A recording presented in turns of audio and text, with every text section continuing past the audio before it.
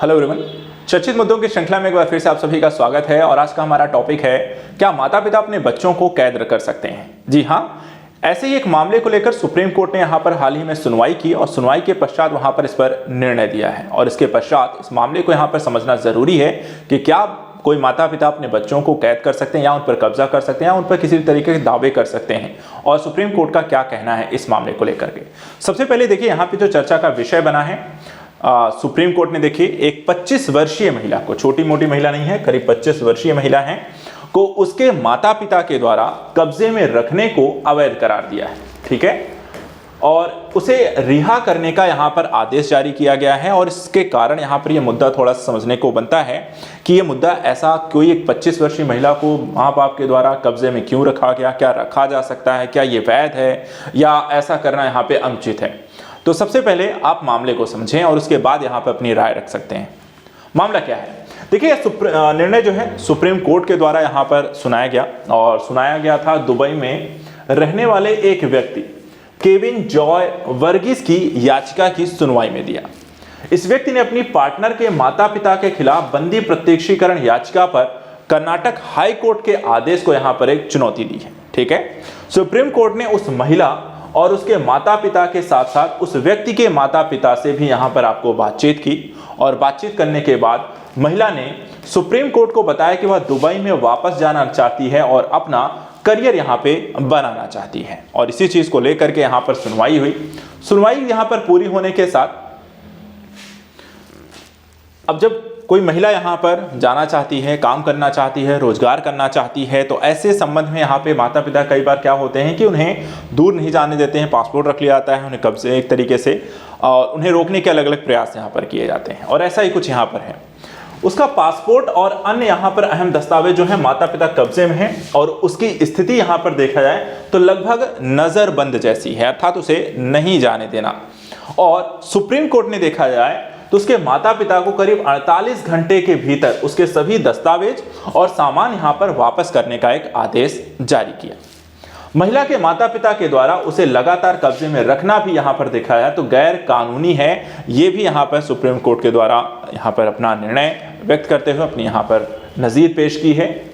साथ ही किसी भी मामले में एक बालिग लड़की को उसकी इच्छा के खिलाफ कुछ भी करने के लिए मजबूर यहाँ पर नहीं किया जा सकता। एडल्ट है, जब तक आप एडल्ट नहीं है, 18 की एज की नहीं है, तो वहां पर फिर भी आपको कहीं ना कहीं माता पिता आपके निर्णय लेने के लिए यहाँ पर उनके पास अधिकार है। लेकिन जब आप बालिग हो जाते हैं, एडल्ट हो जाते हैं, तो आपके पास ऐसा कोई अधिकार यहाँ पर नहीं रह जाता है। स्वयं यहाँ पर जो कह सकते हैं कि 18+ जो एडल्ट यहाँ पे व्यक्ति है वो अपने लिए खुद निर्णय कर सकता है। और ऐसा ही कुछ मामला, क्योंकि लड़की देखी जाए तो यहाँ पे 25 साल की है, और इस संदर्भ में वहां पर अपने लिए वो स्वयं निर्णय लेने के लिए हकदार है। सुप्रीम कोर्ट ने इस मामले में निपटने के लिए दौरान संवेदनशीलता की कमी दिखाने के लिए कर्नाटक हाईकोर्ट की भी यहां पर आपको आलोचना की है।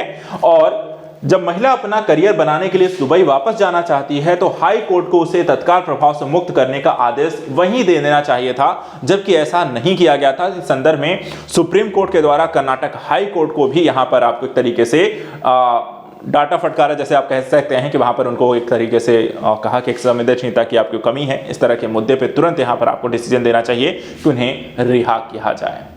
अब मामले के हम संवैधानिक मूल्यों को समझते हैं। देखिए, इसके लिए आप आर्टिकल 32 समझिए, जहां पे संवैधानिक उपचारों का एक अधिकार दिया हुआ है, जहां पे इस कहानी को या कह सकते हैं इस मुद्दे को आप एक संवैधानिक मूल्यों के हिसाब से यहां पे समझ सकते हैं। देखिए, आर्टिकल 32 क्या है?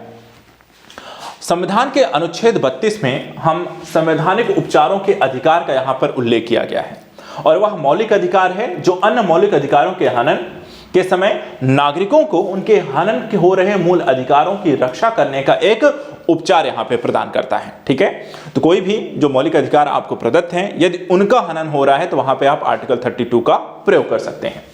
इसी अनुच्छेद की जो शक्तियां हैं उसी के तहत अगर हम देखें तो सुप्रीम कोर्ट नागरिकों के मौलिक अधिकारों को सुरक्षित और संरक्षित रखता है, जैसा कि इस मामले में यहां पर आपको देखने को मिला है। इस अधिकार के अंतर्गत कोई भी व्यक्ति मौलिक अधिकारों की हनन की स्थिति में न्यायालय की सीधे शरण में जा सकता है, और आर्टिकल 32 के अंतर्गत सुप्रीम कोर्ट 5 प्रकार की यहां पर रिटें भी आपको जारी कर सकता है। ठीक है, ये भी क्वेश्चन एग्जाम में पूछा आता है कि सुप्रीम कोर्ट कितने प्रकार की रिट जारी करता है या कौन कौन सी रिट यहां पे आपको जारी करता है। तो चलिए यहां पर उन रिटों के बारे में भी थोड़ा सा डिस्कस कर लेते हैं। पहली जो रिट है जिसको हम कहते हैं बंदी प्रत्यक्षीकरण, हेबियस कॉर्पस, इसके तहत देखा जाए जो सुप्रीम कोर्ट होता है वो किसी भी व्यक्ति के संदर्भ में यहां पे देखा जाए जो गिरफ्तारी करने वाले के आदेश देता है कि वह बंदी व्यक्ति को न्यायालय के समक्ष पेश करे, उसे बंदी बनाने का कारण बताए और अगर न्यायालय उन कारणों से संतुष्ट नहीं होता है तो बंदी को यहां पे छोड़ने का आदेश भी दे सकता है और 24 घंटे के अंदर यहां पे बंदी को जो है वो न्यायालय के समक्ष यहां पे प्रस्तुत करना होता है बंदी प्रत्यक्षीकरण के तहत। दूसरा जो है परमादेश, इसके तहत क्या होता है, इसके तहत सुप्रीम कोर्ट किसी भी अधिकारी को उसके अधिकार क्षेत्र के अंतर्गत आने वाले कार्य को करने का आदेश यहां पर जारी कर सकता है। तो देखिए किसको जारी किया जा रहा है, अधिकारी को जारी किया जा रहा है। ठीक है, परमादेश जो है अधिकारी को कार्य करने के संदर्भ में यहां पर जारी किया जाता है और इसमें सार्वजनिक इकाई, निगम, अधीनस्थ न्यायालयों, प्राधिकरणों और सरकार के लिए देखा जाए तो इसे जारी किया जा सकता है। ये एग्जाम में क्वेश्चन पूछा जा सकता है कि परमादेश किसको किसको जारी किया जा सकता है। तो यहां पे सार्वजनिक इकाई, निगम, अधीनस्थ न्यायालय, प्राधिकरण, सरकार, अधिकारी को यहां पर हम जारी कर सकते हैं। तीसरी जो रिट है यहां पर देख सकते हैं किसे जारी, साथी ये भी ध्यान रखें किसे जारी नहीं किया जा सकता है, तो निजी व्यक्तियों या इकाई के विरुद्ध, गैर संवैधानिक विभाग, जब कर्तव्य विवेकानुसार हो, जरूरी नहीं है, संविधात्मक दायित्व को लागू करने के विरुद्ध, भारत के राष्ट्रपति या राज्यों के राज्यपाल के विरुद्ध, उच्च न्यायालय के मुख्य न्यायाधीश जो कि न्यायिक क्षमता में यहाँ पे कार्यरत हैं उनके विरुद्ध आप इस तरीके के परमादेश यहाँ पे जारी नहीं कर सकते। चलिए अगला है प्रतिषेध, प्रोहिबिशन देखा जाए तो यहां पर इसके तहत इस रिट में सुप्रीम कोर्ट के द्वारा किसी भी न्यायिक या अर्ध न्यायिक संस्था को अपनी अधिकारिता क्षेत्र से बाहर कार्य करने, प्राकृतिक न्याय के विरुद्ध नियमों को कार्य करने से रोकने के लिए यहां पर आपको जारी किया जाता है। प्रतिषेध का देखिए जो प्रयोग होता है वो मूल रूप से आपको प्रशासनिक प्राधिकरणों, विधायी निकायों, विधायिका, कार्यपालिका या फिर किसी निजी व्यक्ति के विरुद्ध यहां पर आप नहीं कर सकते। ठीक है, तो क्वेश्चन जो है ये भी ध्यान रखिए किसके विरुद्ध जारी कर सकते हैं, इसके तहत किसे जारी किया जाता है और होता क्या है, इसमें डिफरेंसेस भी क्या है वो भी ध्यान रखिए। इसके बाद आता है उत्प्रेषण। उत्प्रेषण क्या है, इसमें सुप्रीम कोर्ट के द्वारा यह रिट किसी अधीनस्थ न्यायालय या न्यायिक निकाय को उनकी अधिकारिता का उल्लंघन करने से रोकने के लिए उद्देश्य से जारी किया जाता है। और प्रतिषेध और उत्प्रेषण में ध्यान दीजिएगा एक जो है प्रमुख अंतर जो होते हैं, पहला प्रतिषेध देखा जाए तो रिट कार्यवाही के समय यहां पे जारी किया जाता है।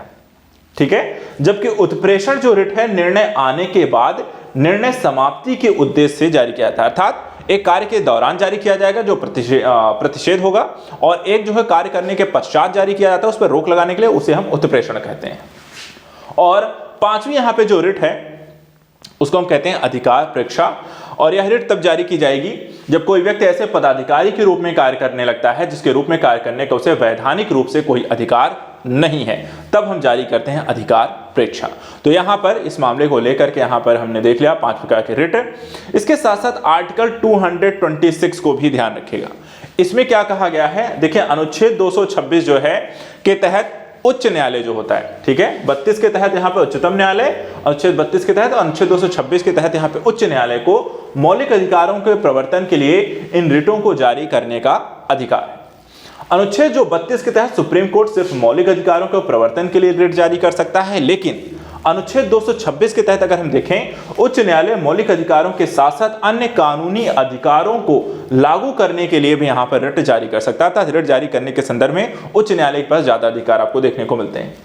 अनुच्छेद 32 के तहत प्राप्त संवैधानिक उपचार का अधिकार स्वयं एक मौलिक अधिकार है, जबकि अनुच्छेद 226 के तहत प्राप्त ऐसा अधिकार मौलिक अधिकार यहां पर आपको नहीं है। तो इस संदर्भ को भी आपको ध्यान रखना है। चलिए आपके लिए यहां पर एक संभावित प्रश्न है, ठीक है, आप इसका आंसर भी यहां पर इस वीडियो में दे सकते हैं। क्वेश्चन आपके लिए मैं छोड़कर जाता हूं। न्यायालय की रिट अधिकारिता के संदर्भ में निम्नलिखित कथनों पर विचार कीजिए। पहला, बंदी प्रत्यक्षीकरण रिट निजी और सार्वजनिक संस्था और व्यक्ति के विरुद्ध यहां पे जारी किया जा सकता है। दूसरा, उत्प्रेषण जो रिट है निर्णय के बाद निर्णय समाप्ति के उद्देश्य से जारी किया जाता है। और तीसरा, उच्चतम न्यायालय की अधिकारिता उच्च न्यायालय से अधिक व्यापक है। उपर्युक्त कथनों में से कितने सही हैं? केवल 1, केवल 2, सभी 3 या कोई भी नहीं? इस क्वेश्चन का जो आंसर है वो यहाँ पर आप कमेंट बॉक्स में दे सकते हैं।